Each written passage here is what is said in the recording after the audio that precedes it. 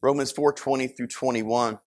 So verse 20 says, no belief made him waver concerning the promise of God, fully convinced that God was able to do what he had promised.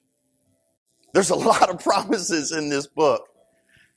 And I got to be honest that even myself in my journey, I haven't got there yet.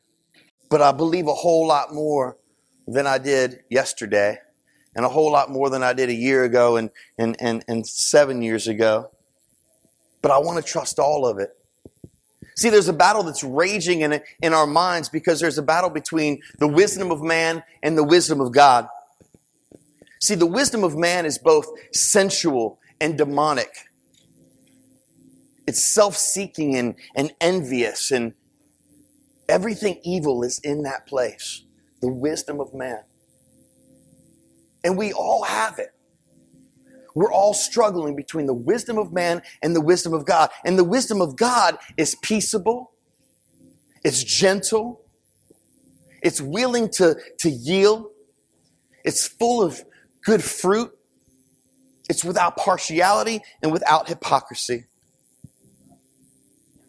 The wisdom of man is sensual. See, the wisdom of man looks like this. It says, I know God is love, but I feel.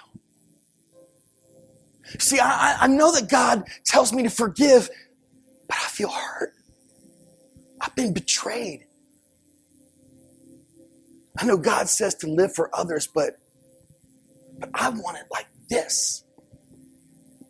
See, my opinion of God is this. The Word of God says this, but I feel this. It's sensual and it's demonic. We weren't called to live by feeling. We were called to live by faith. See, we have been given the mind of Christ. See, God gave us the mind of Christ. Before we were born again, we only had the wisdom of man, but we've been given the mind of Christ. I've got to deny myself. I got to deny how I feel inside right now. I know I feel betrayed.